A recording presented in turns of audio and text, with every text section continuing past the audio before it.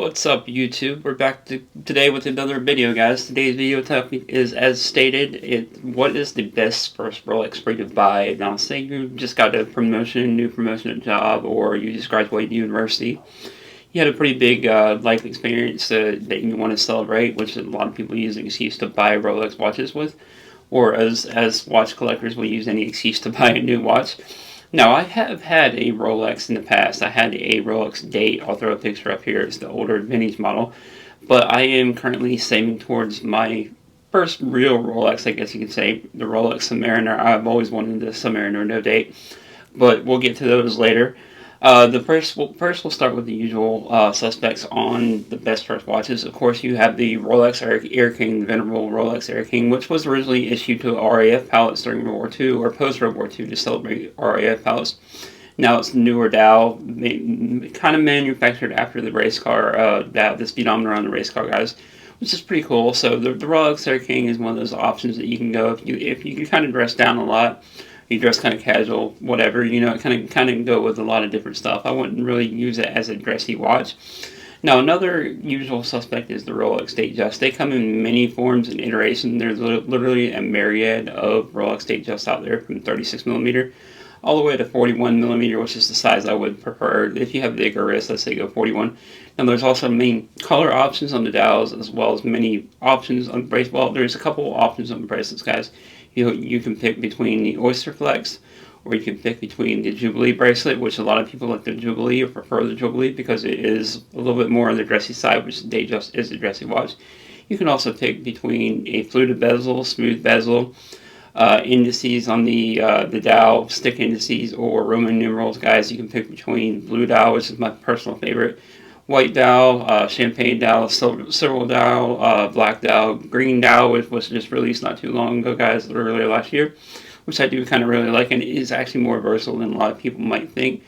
But there's just a very wide variety or myriad of options for people to choose from when it comes to the Datejust. You just got to know whether you want to buy a pre-owned, whether you want to buy new, and of course you got to buy the seller, guys. You got to trust where you're buying from. If you can get it from the AD, that would be great. But if not, a secondary market, you just got to buy the seller, as always, guys. But with the Datejust, again, like I said, that might be a little too dressy for a lot of people. But with today's society, you can kind of dress down a Datejust, wear it with something kind of like this.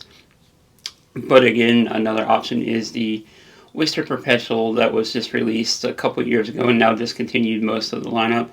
You have a myriad of colors of those. You have between 36 millimeter and 41 millimeter, which again, 41 is the size I would choose. You have a wide variety of options on colors for those. You have the Tiffany blue, the famous or infamous, however you want to say, Tiffany blue. You have the red dial. You have the yellow dial. The red dial, the core dial, kind of pops. It's a little more orange in some kind of lights. If you've ever seen them in person, guys. You have the classic black dial, which is probably my favorite just because it's just so underrated. And you have the green dial as well as the pink dial, guys. And guys can wear the pink dial as well. You can get away with it. But mostly for the female collectors, the pink dial was released, guys. Also, you have the classic blue dial as well. But again, the Oyster Perpetual is a great option for a first watch. Again, if you're just getting, or not first watch, it is a great first watch if it is your first watch, but it's also a great option for your first Rolex, guys. Now, the next one, I feel like I'm trying to stick around the budget at around 15,000, 16,000 under, because I know that's a lot of money for a lot of people to spend on their first watch. I have seen collectors buy Rolex Daytonas as their first watch, $30,000 watch, which is pretty cool. They go on the D-band or buy an AP. But again, after the Air King, the Oyster Perpetual, the Datejust, we also do have the Rolex Explorers. You have the new 40 millimeter version, which I have not tried on yet. I would hope to get to try on at some point this year. Hope to get to see one in person, see if there is a difference. You have the older, discontinued 39 millimeter. Then you also have the 36 millimeter, excuse me, guys, tongue twister, 36 millimeter. Rolex Explorer as well. You have the OG Rolex Explorer, the 14270. Now, I'm not going to spout off a whole bunch of Rolex reference numbers because I've never really been one to really remember Rolex reference numbers, guys.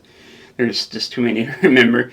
And I don't claim to be an expert either, guys. Just a hobbyist. But again, you have the 36 millimeter, you have the 39 millimeter, and you have the 40 millimeter. All of these are really reasonably priced right now, especially the OG 36 millimeter. You can find those right around $6 or so. Easy anywhere you can buy those on almost, guys.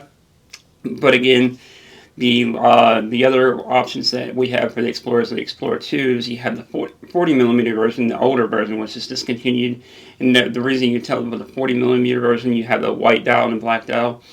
Between the 42 millimeter version, of course, they have the white dial, is famously called the polar dial because of the color, which is my favorite.